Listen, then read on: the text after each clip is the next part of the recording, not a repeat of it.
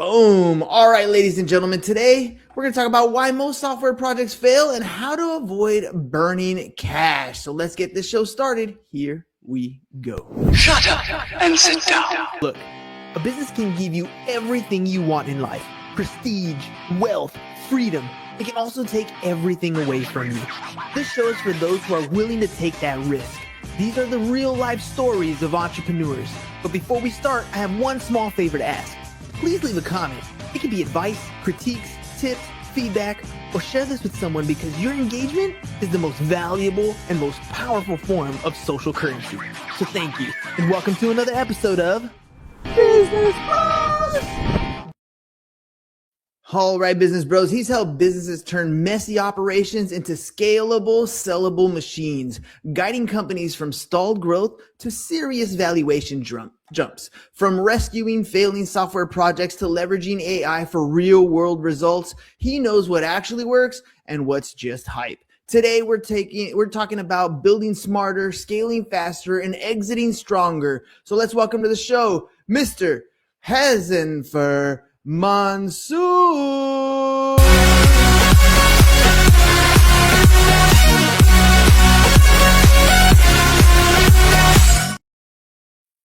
And let's get this party started. Welcome to the program. Thanks for having me. All right. Before we get this thing started, I always like to ask at the very beginning, can you give me a little background about yourself? How did you get into this particular space, scaling companies and growing them to the point where people look at that valuation and are like, you know what, this is something that I definitely want to look into? Yeah, absolutely. So my background is computer science, and I worked with two startups as an early engineer. And then I started my own startup, which was a recruitment software SaaS startup. I learned a lot of lessons while building products for different companies as well as for my own. So when I started this business, which was helping businesses in a product development with the goal of building the right product the first time. And as we started doing different projects, we started seeing some pattern. And one of the common was like I would say more than 50% of the work was fixing those messed up projects. People will start the projects with variety of different reasons, and we go deeper in those later on. But most of these projects, people are working on it, never got finished. Could be a user experience, all those different types of requirement problem. So we realized this is a big problem. And as we started working on solving those problems, then another thing we realized, as we started working with these service businesses, the bigger part comes in. What is the main differentiator between these businesses? Is this is the tech? Is it a better service? Is it a better people? What are the different reasons? So looking at it, how we can build a software, how we can create those differentiators for these services businesses to build the processes, build a business that goes faster, have a smoother execution, have limited bottlenecks, and grow the business faster. And obviously, as you have these processes optimized, your customers increase, your margins increase, you bring more and more efficiency, you have a higher retention rate, and that results in higher valuation as well for your business. Let me ask you about the service-based industry, because there are a lot of people who are getting into service-based stuff. Maybe they're leaving a corporate job, starting their own thing. Service-based businesses are very important. The problem is you build them and then you go to try to exit and you realize that the valuation is really low on one of these companies because it's dependent on that person doing a lot of the servicing. How do I take a company from being maybe like a 1x valuation when I go to exit and turning it into like a 10x valuation? Oh, that's a really good question, and that's a very common challenge for many of those service businesses. You're right, the valuations are super low, and because these are dependent on people. If the founder is gone, the business is gone, or if your key person is gone, your business is gone. The key person could be your sales, the marketing, the developer, whatever are those people. Those people are gone, your business is gone. So how do you build a business that is not dependent? So obviously there are different strategies as you work with these coaches, like whether it's improving those processes, documenting. So those are all great.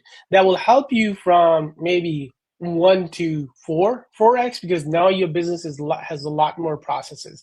But in order to get to even bigger, now you have to start thinking, well, how do we create those processes? How do I bring efficiency in my business that is different from others? Because if whatever the business you are in, whether it's lawn mowing, whether it's any other business, haircuttery, anything, your competitor also have access to the similar tools, similar processes. They can also do it. How is it different for you? So if in order for you to create that differentiator, you have to think about adding a tech in your business. And when I say tech, it doesn't mean you build $1 million software and build another SaaS. You're building something that solves your specific business problem, your bottlenecks. It could be creating some agents, it could be some kind of automation. As you gradually build those, gradually you are making it as a tech-enabled company. And when your business is tech-enabled, your business is more system-powered, not people-powered. And then when you reduce that dependency on humans, your business valuations increase automatically. I've been in the position before where I'm trying to build a software or an app or something to try to solve a problem, but it becomes a big money pit because I have a specific direction maybe in mind initially, but it goes into all kinds of different tangents that I think will be helpful and never actually get to solving the problem. So what's one of the first systems a business owner should implement if they eventually do want to sell, they want to get to that point? What's one of those first things they need to build? So every business has its own DNA. Every business has its own process. So there is no one solution for everyone. So I think what you have to do is you have to evaluate your business, look at what specifically needed for your specific business that could be implemented, that could bring a difference. Now, one of the bigger mistakes that I've seen businesses make is they look at it as a big project, and that's where the confusion starts coming. Oh, we need an ERP, or we need this kind of a big system that does everything. The problem is once you get into those specific feature areas and you start looking at all of those things that you may not need today, you're talking about solving a problem that is 2 years from now versus today. That's where you lose the focus. And then bigger projects are always difficult to execute. It does not get focused. You need a bigger investment. So the normal process is, like, rather than looking at, I would say, the escalator or elevator and get to really top it quickly, you want to look at how can I build one step at a time, and then you gradually go to the stage where you want. So in the service businesses, you look for a very small problem to automate. Like, for example, I'll just say, just as an example, it could be your, let's say, inbound lead generation. That process could be automated. Or how do you change hands from the lead to your SDR to salespeople to your delivery people, or the process of how you are communicating with your customers. And it does not mean that you always build a custom from day one. You start using different tools initially to optimize your process. And as you get time, you start investing into building these smaller agents, smaller process, because what you're doing is you're evaluating your processes and see where are the bottlenecks, where are things taking time, where are we getting more complaints about our business, how if we can bring efficiency into certain process that could save time and money, improve my margins, increase the customer retention. And as you're identifying those, it could be even dealing with your vendors, it could be more visibility into your employees' work processes, anything. It could be your internal auditing. So anything that helps you improve your business processes, those are the ones you want to focus. So there's no right solution. In fact, the best tools are the ones that are built slowly with a specific problem, then you gradually enhance. And after some time, you realize now you built something that is super helpful because that's solving your business. Because your business valuation, it's a proprietary software that's helping your business. You're not building a SaaS to sell it to 100 different companies solving the same problem. You can, it could but convert into in the future. Yeah, you can, but that's not usually your intention right off the bat. Now, earlier you mentioned, especially in service-based businesses, that the competition has the same access to the tools that you have. And so I guess my question is going to be, how does like a custom technology or a custom app or custom build impact your valuation compared to using off-the-shelf types of products? Yes. So if your competitor have the same access to the same CRM, same tools, same app, then there is no difference because they are achieving the same efficiency that you have. Whether it's, let's say, putting a widget on your website or making some marketing offers, whatever is that. So all those are available to them as well. What creates a difference is a workflow that is unique to your business.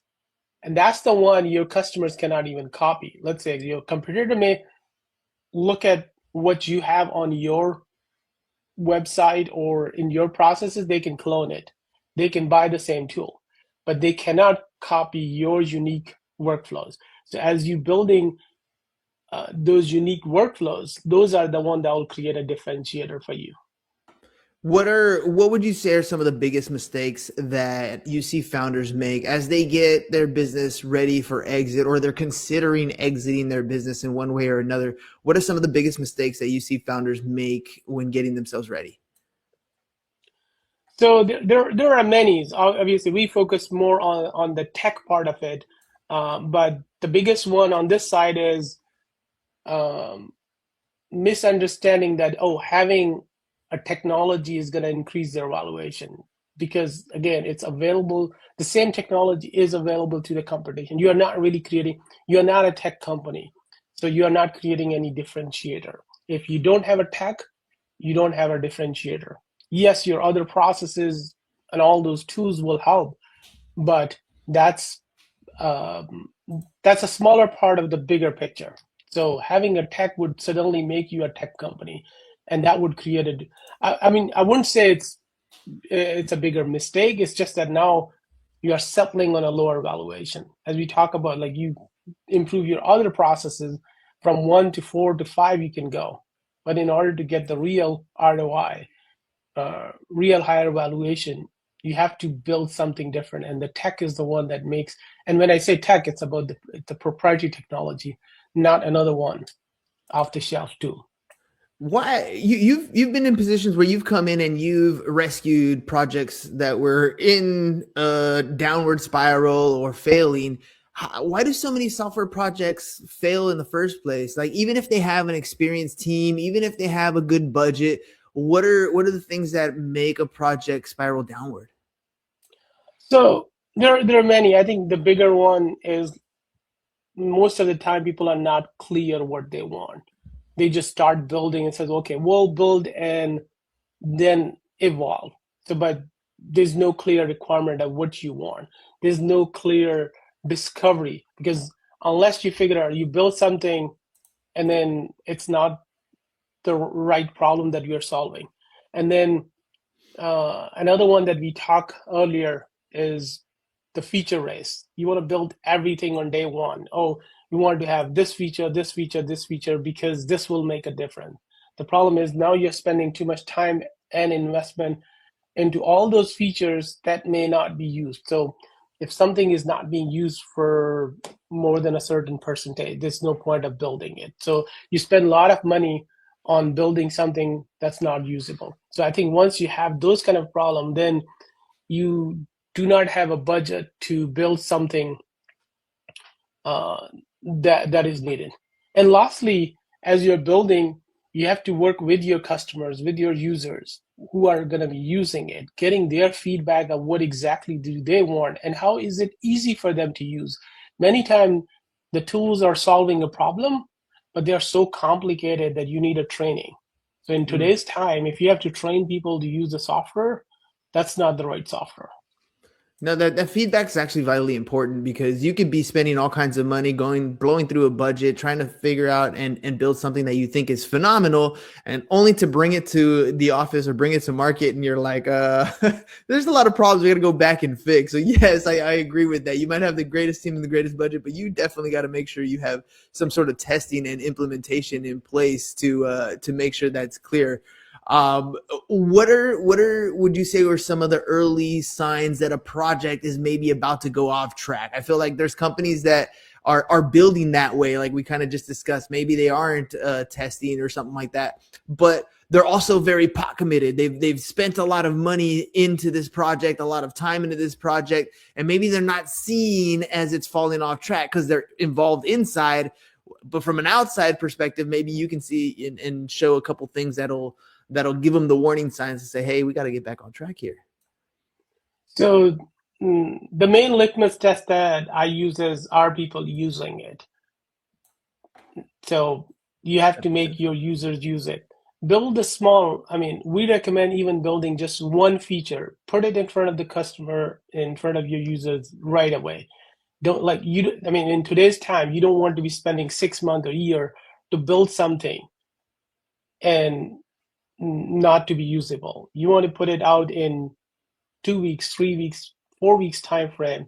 Just even a small feature, put it out and then gradually enhance, because that gives a different confidence to your customers as well, because they see, okay, now every week there are new features coming. They're more excited. They're using it.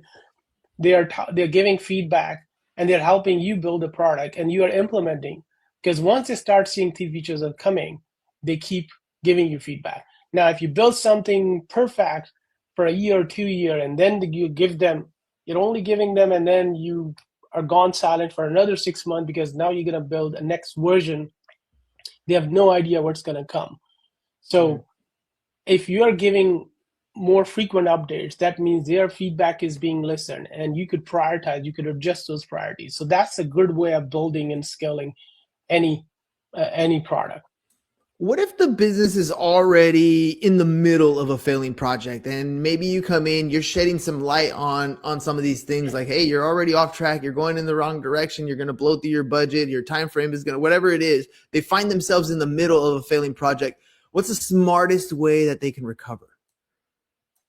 So again, it depends on many different reasons. Obviously, if the foundation is weak or some of those other core problem, then the solutions are different versus depending on what specific problems.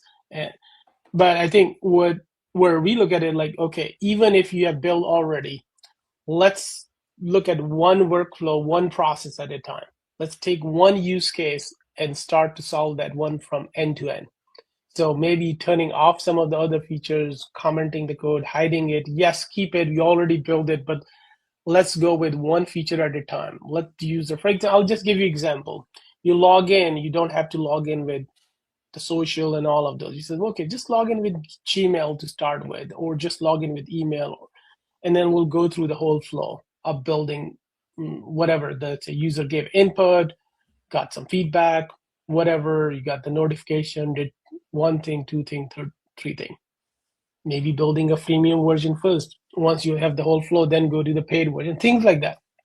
So again, every product is different. Every feature you have to productize, you have to prioritize those features.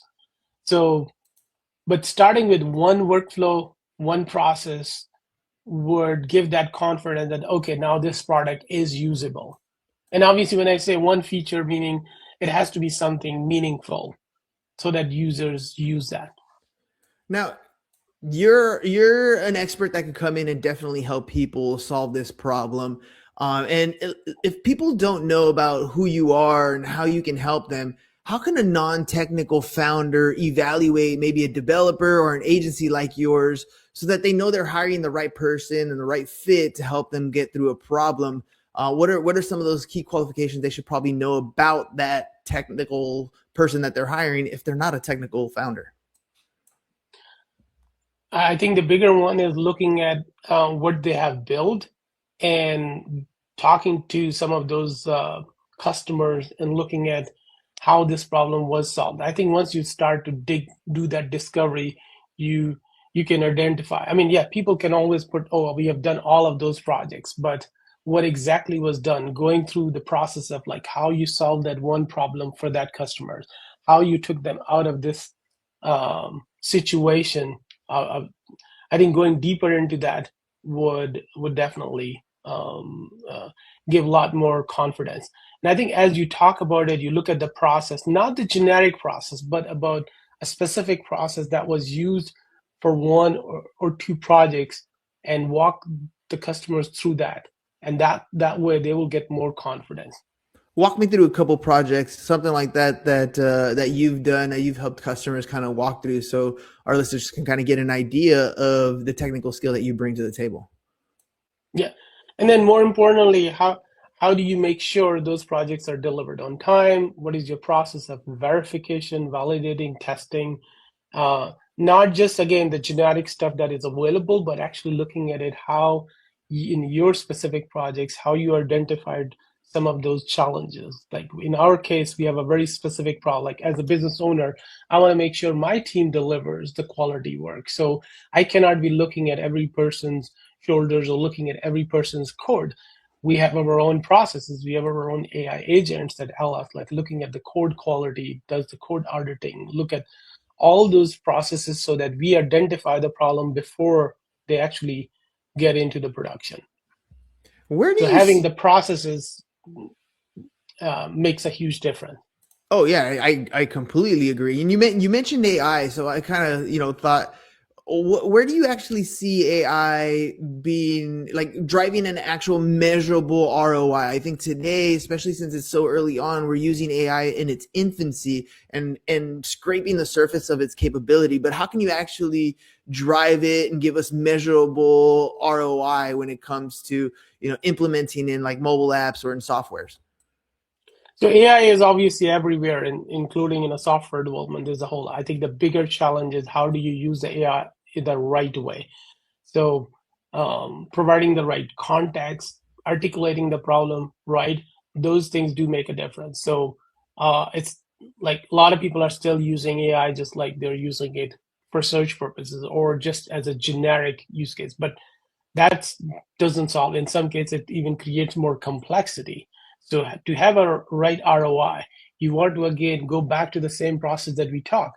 You want to have a one use case and solve that. So for example, in our case, there's a code audit use case I'm talking. So for example, all I care is here's a repository, and then I would run that process. It should give me a report of all the issues that it identify, um, any violations of our coding standards or anything that we're doing the way how we recommend our teams are doing the work.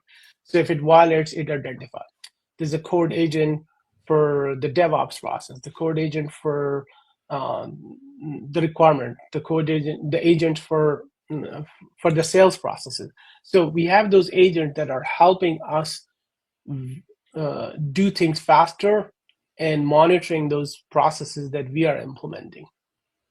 It's a big world out there, especially when it comes to AI. And I know there are a lot of business owners who are so focused on the skill set that they already have to run their businesses, they might feel like they're falling behind on AI.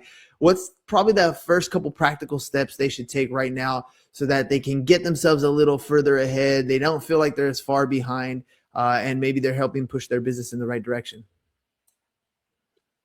I think the best buddy for that is also AI that can help you and give you the plan to learn AI. So like if I have a new person in my company that is not much familiar with it, so we use Claude to get that plan and then go through the training process, because the most important part is knowing the depth of AI. If you don't know what it is and just using it, like it's just not knowing the prompting, just knowing prompt engineering and some of the stuff is not AI. That's just giving you the surface. So you have to go deeper into that, like building, let's say, the GPTs, the projects, the skills, and all those different tools that are available that can solve. Once you know, then you know enough that, okay, now I know how to use all of these tools. and how I can make use for my business to use these tools. Customizing GPTs, such a scary looking thing, and then so useful when you actually figure out that it's not as difficult as you might think, and can save you so much time and a lot of the little mediocre things that you do on a day-to-day basis. Ghazenfer.com and technologyrivers.com is scrolling across the bottom. These are places where people can find information about what you do. Give me a little bit about that. What are people going to find there? How can you help people? What do you do specifically? Okay, Ghazenfer.com, that's my personal website. You can find about my book that I wrote, Beyond the Download, How to Build Mobile Apps That People Love, Use, and Share Every Day. So you can find information about it, download it, buy it from Amazon. I also have a podcast, Lessons from the Leap, where I interview business leaders, talk about the leaps that they have taken. So you can find about that as well. And you can also find about my business, Technology Rivers, which is helping businesses improve operations through AI and technology and building software products, primarily for the healthcare space. So that's where technologyrivers.com. I think the problem that we talk about today, software, different ways software projects fail and how to fix them. There's an ebook. You can always download that. And there's an ebook for building HIPAA compliant apps. So you can download that and contact through the website. And somebody from our team. How'd you like writing a book compared to running a podcast? I mean, we live in a day and age where you have to have media and content out there to grow your business. How are you finding the experience of doing those things? So those are two different experiences. Book was a much bigger and longer undertaking. It took me a while to write that book. So, but it's all about the experiences that I had over the years. The podcast is more proactive, more latest, because things are changing. This is more about sharing your current experiences as we are learning on these different projects, different learning that we are having. So they both are different and both are interesting. Well, Ghazenfer, you did a great job today sharing a lot of information about where people can go, especially when they feel stuck. And as technology moves faster than the speed of light, it feels sometimes, having people that we can go to and having that knowledge base is definitely a good thing to have in your back pocket, whether it's downloading the book or just learning from experts like yourself on a podcast. Those are very useful tools. Any final thoughts before we head out? Any way, if people want to reach out to you specifically, what's the best way they can do that? Yeah, so I think you can reach out to me through my website or my LinkedIn. My name is super easily accessible. You can also check out my Instagram. Perfect. Well, Ghazenfer, thank you very much for being on the program. Ladies and gentlemen, I know tech can be scary. I know it's something that you have to implement, and you don't have to do it alone. There are people out there who can definitely help you out. So make sure you guys check out his website, Ghazenfer.com. And I'm going to spell it for you, GHAZENFER.com. Go ahead and check it out. There's a book there. You can learn all about the different apps that you can build that people actually love and use. And just go out and start doing a little bit. I promise you, it's not as complicated as you think. There's so many things that you can implement. If you just start doing a little bit at a time, you'll learn so much. And just using the tools is not the lesson. The tools can actually teach you how to make the tools even better. That's the era that we're living in. Thank you very much for being on the program, ladies and gentlemen. We'll catch you guys on the next one. Peace. And we're out. It's over. Go home. Is your business in need of marketing? Try starting a podcast, but not just any podcast. Podcast like a pro. We can show you how to take your business from being invisible to becoming a brand people trust. Go to www.businessbros.biz to get started today.